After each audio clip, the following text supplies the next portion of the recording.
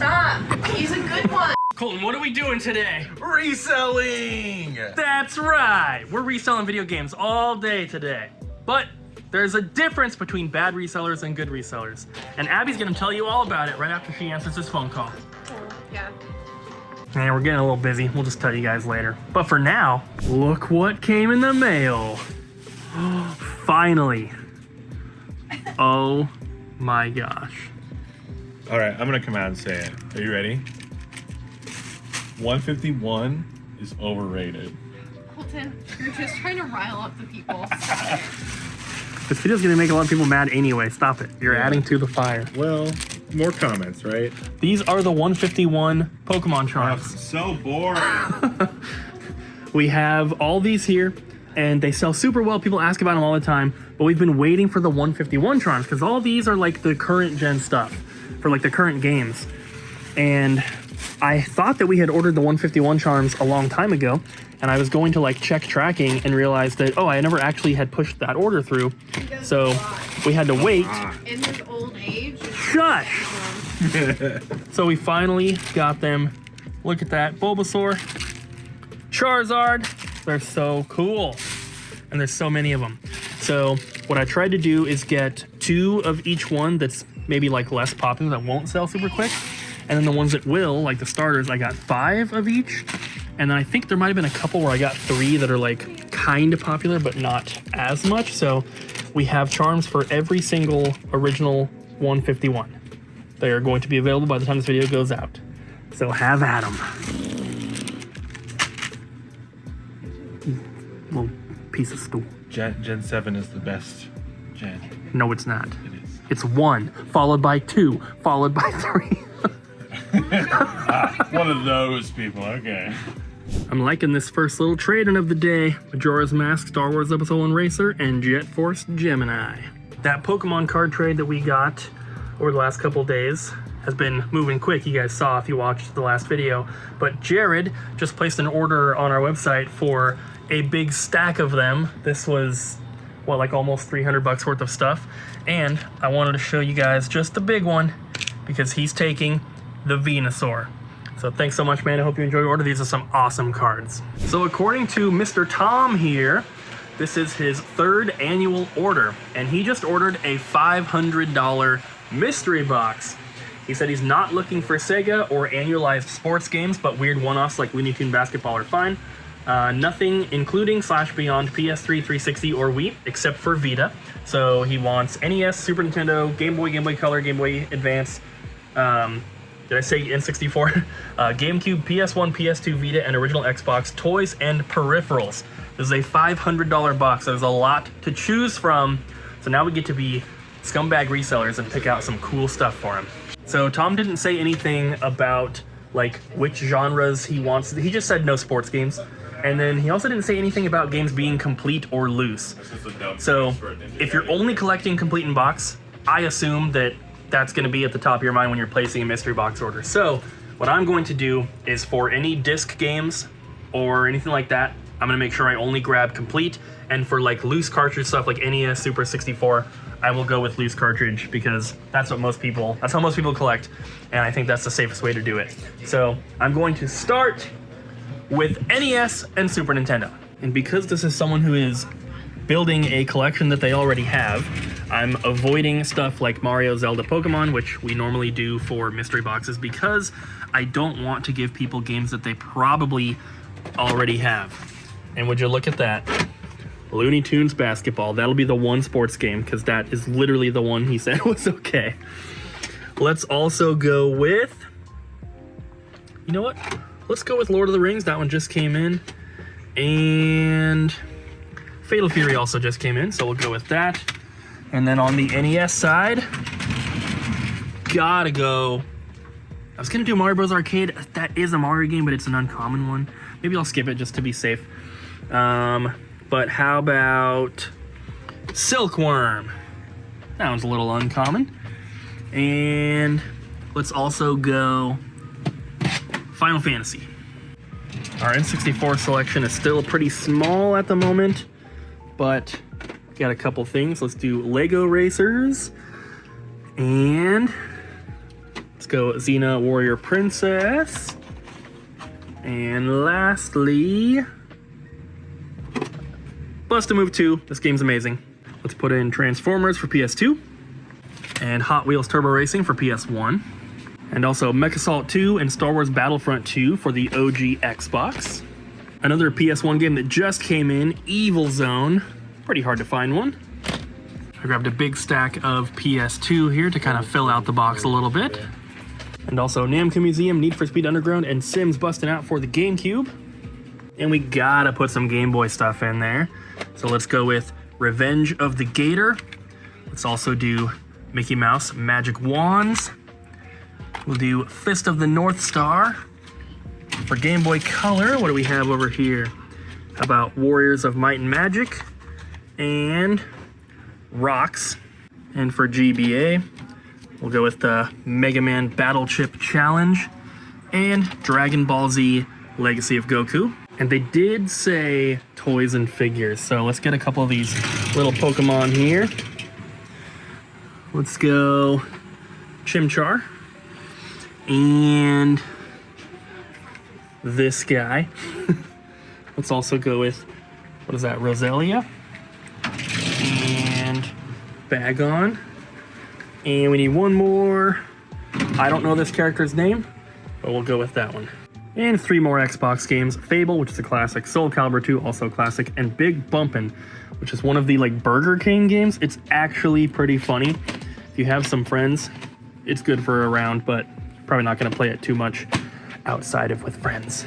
And the last of it here, we have Tasmania for Game Boy, Top Gun for GBA, Top Gear for Super Nintendo, and then Rad Racer and Marble Madness for NES, bringing the total to $572 in value for a $500 box.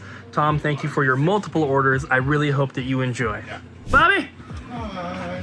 Good morning. We got this crazy Vita collection. A lot of stuff. And where's it gonna go? It's gonna go just right there. What's the problem? Oh, huh. Yeah. Oh, here's our current Vita section. Go right there. Oh yeah, there's a little room. Yeah, right one game. So here's the before.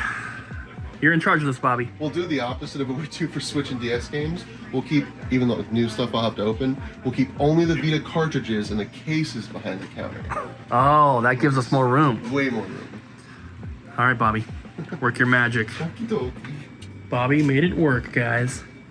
Look at that Vita section. Oh my goodness.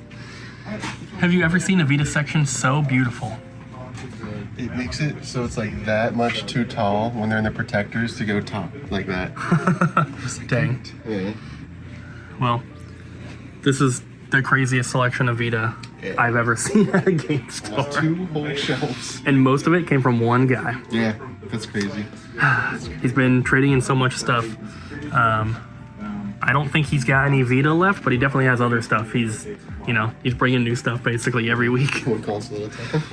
But yeah, this is pretty insane. So I guess if there's any Vita collectors watching and you need to fill some holes, we probably have what you need. So check out the website, top link down below. So what is the difference between a bad reseller and a good reseller? Because there definitely is a difference, and I see a lot of people that kind of just have this hatred for any reseller at all. And I see the word reseller getting lumped in a lot with collectibles. But in reality, anyone who is buying something and then selling it is a reseller. That is any retail business, unless they're manufacturing their own products. That is every single person on eBay. That is every single person on Amazon. That's every game store that you love, or every retail store that you go to, right? We have to have a permit to operate our business, and it's literally called a reseller's permit. We get that from the state of Washington, but these are available from every single state in the United States, and it's required for a business like us to operate. And it's not just for video game stores, that's for any place that is buying and selling. It is a requirement. And so that is the government and the state literally calling this type of business a reseller. And that's exactly what it is. So people think that resellers are just, for video games or movies or toys or Pokemon cards or whatever, but it's literally anything that you're buying and selling. And there are good resellers and there are bad resellers. Anyone who has a legitimate business, sometimes they kind of get like a pass, like people think, oh, you shouldn't be reselling unless you have a store, but that's not really quite fair, because unless you have just a ton of money to start something up, you can't just jump into owning a store, right? I started buying and selling video games back in 2007, 2008 when I was in high school, and grew that, you know, just buying and selling games on Craigslist and from thrift stores into owning Double Jump video games, and we're about to expand for the second time to a bigger location. So you have to start somewhere. And like I said, there are definitely bad resellers out there. I see a lot of them. I also see a lot of terrible resellers and just straight up scammers on Whatnot, which is a platform that we've been using a lot more recently, and we really, really like it.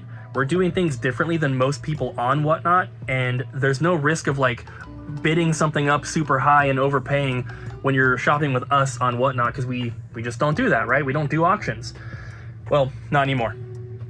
And there's just so many scammers on there. There's so many people that are doing bad business, and we just simply don't buy from them. We don't support them, and we're not going to come out here and be like, oh, you shouldn't shop at this store or buy from this person specifically because they're lying about stuff, they're shady, they're doing bad business.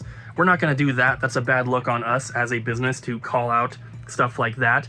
But it's pretty obvious, and I'm sure you guys have dealt with places that you did not enjoy shopping at, whether that was a store or someone online or whatever it is, and you don't support them anymore, right?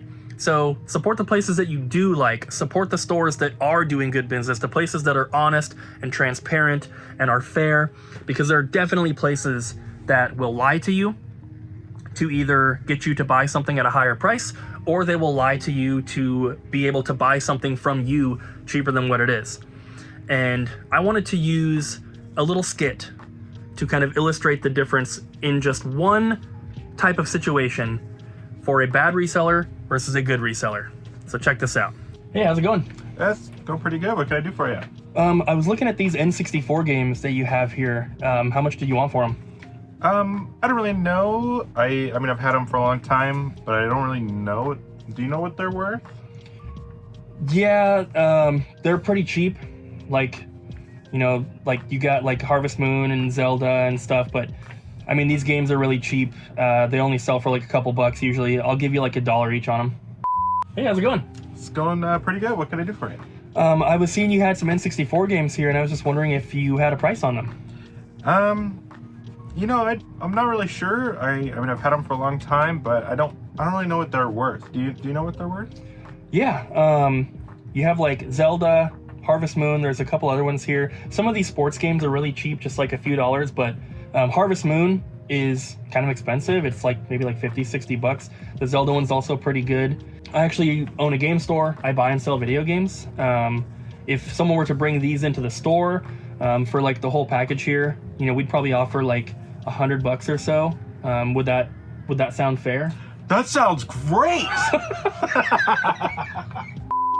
So that's just one example, I think, and basically we're trying to illustrate that some resellers are very shady, they're sketchy, they lie about stuff, and they lie for their own benefit, right? They either want to get stuff cheaper or sell stuff for more.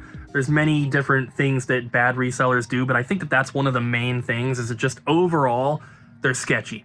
Overall, they're liars. They're not honest, they're not transparent, and that just doesn't make for a good business relationship. And whether that's between multiple businesses or between, you know, business and customer, you know, buyer and seller, it's just not a good way to do things. And the people that do business like that, unfortunately, sometimes they do succeed at what they're doing. But I think for a good amount of them, especially if they are just like small time resellers and they don't have like this massive corporation that they're running, doing bad business like that, where it's a lot of like individual interactions, will not go well for them in the end. So that's why we try to be very transparent. We kind of did a video about this recently, how we do things differently from other game stores. But one of the things that we do is we show you guys the price tags in all of our videos. We show them in all of our social media posts, everything like that. And some stores don't want to do that because they know their prices are too high, or they know that the person they just bought that stuff from will then see what they're selling it for and be mad about the offer that they received, or whatever it is. But we are completely transparent about that stuff. We want people to know what we're selling stuff for because that actually helps people to bring in more product for us. They see that we have this game. It happened with Godzilla for PS4. We had a copy and it was like $300 at the time. We had 2 people see that lived locally, and they brought their copy in not knowing that it was so expensive, and we were able to buy them from them. They knew exactly what we were going to sell them for, and we were able to make them an offer that they were comfortable with, and we ended up getting them. And so not only does it benefit us in that way, which is, you know, that's kind of like a unique thing, but just being transparent about stuff is really, really good for business. And at the very minimum, it's just good PR, right? But in all honesty, it's just better overall in every aspect. We don't want to be one of those shady game stores that's ripping people off and lying about things and hiding things and being sketchy. It's not a good way to do your business. And if you're doing it that way, please stop. These are not ours yet, so don't get too excited. I just wanted to show them to you guys because we don't get a lot of action figures, you know, these days, but we have a Thundercats figure here with the gun, which is super cool.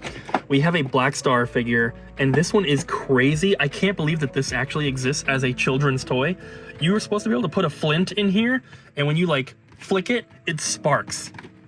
That would never fly for a kid's toy these days. That's crazy. We also have Stinkor. That's one of like the best names for a character, but he is from Masters of the Universe.